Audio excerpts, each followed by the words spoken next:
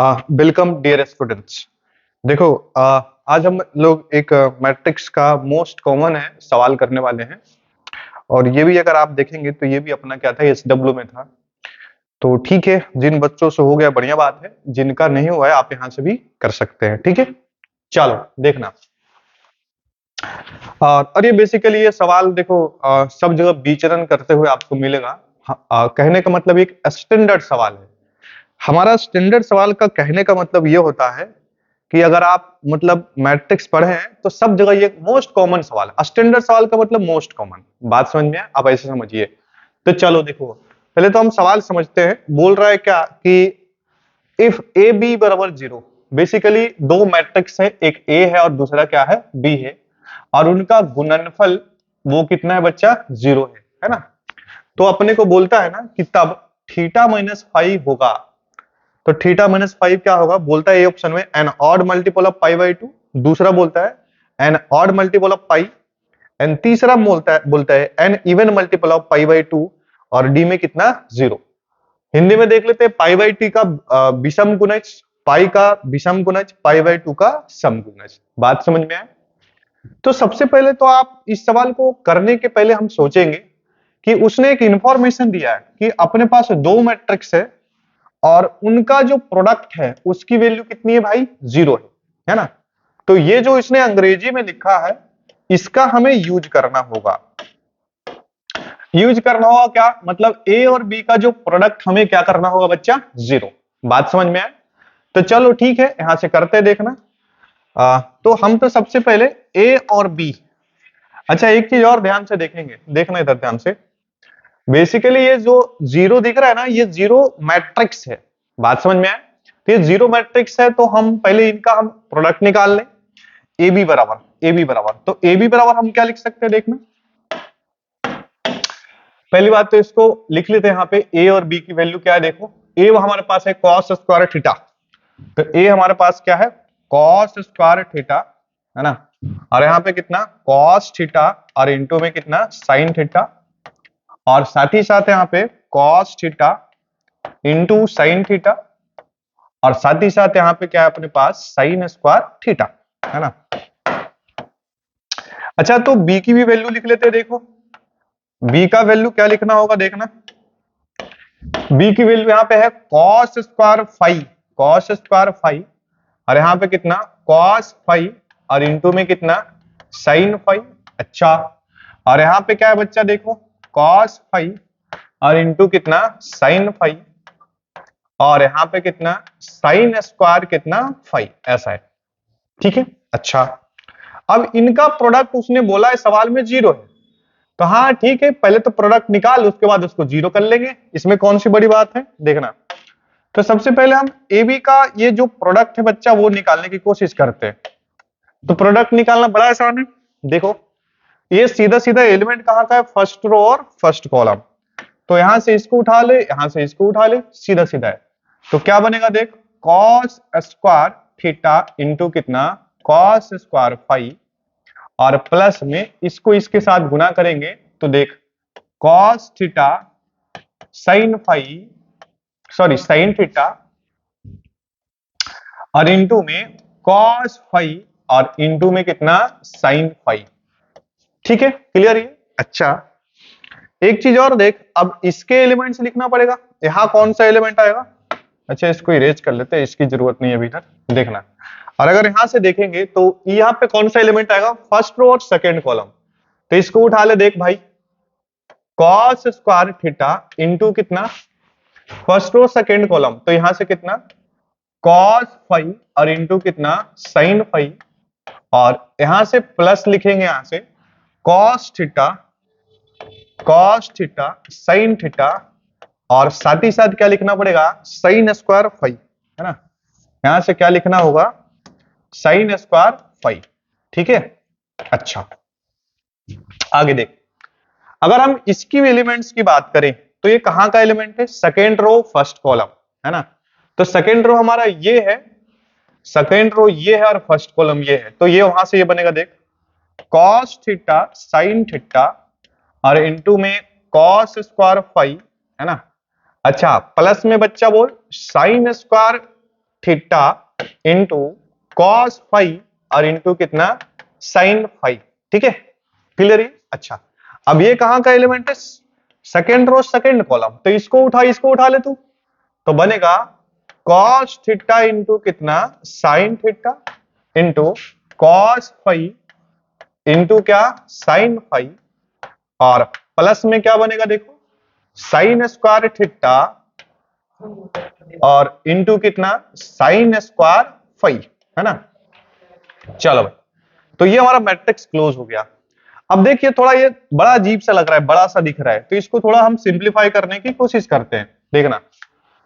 तो सबसे पहली बात तो आप यहां देखें, देखो यहां से कॉस स्क्वायर थीटा है, हमारा कॉस स्क्वायर फाई है।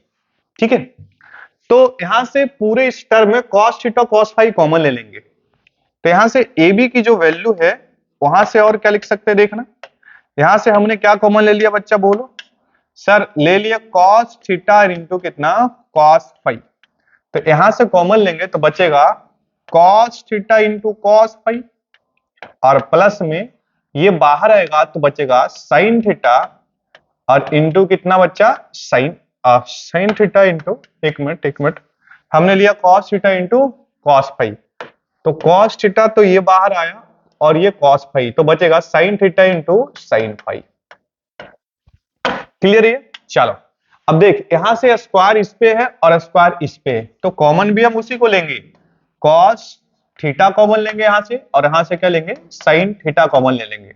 तो यहाँ इससे यहाँ पे वैल्यू क्या आएगी देखना, यहां से हमने कॉस थीटा कॉमन लिया है, तो एक मिनट, कॉस थीटा कॉमन लिया है और क्या लिया भाई साइन थीटा, सॉरी साइन ये लेना होगा अपने को, यहां लेना होगा कॉस थीटा और यहां से साइन फाई, यहां से साइन फाई, है ना, साइन फाई कॉमन लेंगे, तो यहां से क्या वैल्यू बचेगा देखना, कॉस थीटा और इंटू कितना कॉस फाई, और प्लस में यहां से क्या बचेगा साइन थीटा और इससे एक साइन फाई बच जाएगा, यहां से साइन फाई, है ना।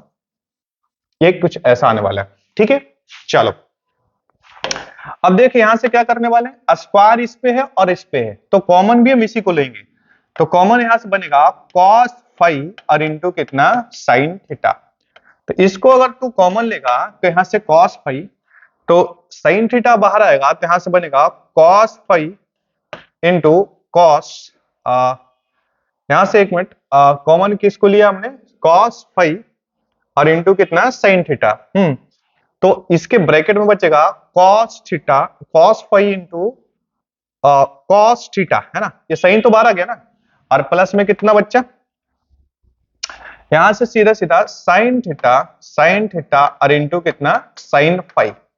ठीक है, क्लियर? अच्छा, अब यहां भी कुछ ऐसे कॉमन ले लेते हैं, देखो इधर यहां से क्या है सीधा सीधा कॉमन लेंगे, साइन यहां स्क्वायर इस पे, तो यही कॉमन ले लेते हैं, तो यहां से लेंगे कॉमन साइन थीटा और इंटू कितना साइन फाई, है ना, तो यहां से अगर आप कॉमन लेंगे तो ब्रैकेट के अंदर जो बचेगा देखना, यहां से आप साइन थीटा ये उड़ गया और साइन फाई से ये उड़ा, तो सीधा सीधा क्या बचेगा cos theta into cos phi और प्लस में साइन थीटा और इंटू कितना साइन फाई। ये सभी को समझ में आया? सिंपल है ना। तो यहां से अगर हम ए बी की अगर वैल्यू लिखें देखना, तो यहां से और क्या लिख सकते हैं देखो, cos theta into cos phi, अब देख भाई इसको क्या लिख सकते हैं, cos theta into cos phi plus sine theta into sine phi, ये फॉर्मूला होता है कॉस ए माइनस बी का, तो थीटा माइनस फाई लिखा जा सकता है इसको। क्लियर है? अच्छा, तो यहां से भी ये भी एलिमेंट को कुछ वैसे लिख सकते हैं, ये तो कॉस थीटा इंटू कितना साइन फाई, तो ऐसा ही है, और कॉस इंटू कॉस भी प्लस साइन इंटू साइन भी है, तो डायरेक्ट इसकी वैल्यू हम लिख लेते हैं साइन, सॉरी ये, हाँ एक मिनट इसको इरेज कर लेते हैं, देखो भाई इसको अगेन क्या लिख सकते हैं, कॉस थीटा माइनस में कितना फाई। ठीक है,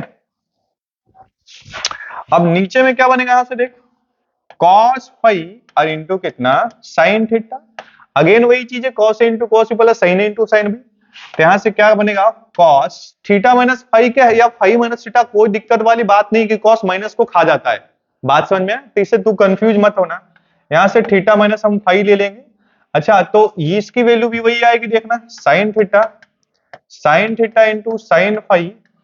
तो यहां भी हम वही लिख सकते हैं, कॉस थीटा माइनस में कितना, फाई। ठीक है भाई। अच्छा, अब तू ध्यान से देख, हमें सवाल में क्या गिवन है बच्चा, बता कि इनका जो प्रोडक्ट है वो क्या है, वो हुआ जीरो है ना। इनका जो प्रोडक्ट है वो क्या है, जीरो है। तो बेसिकली राइट साइड में जीरो नहीं है, जीरो मैट्रिक्स है। अब दो मैट्रिक्स आपस में बराबर कब होते हैं, जब उनका साइड ऑर्डर बराबर हो और करस्पॉन्डिंग एलिमेंट्स बराबर हो। बात समझ में?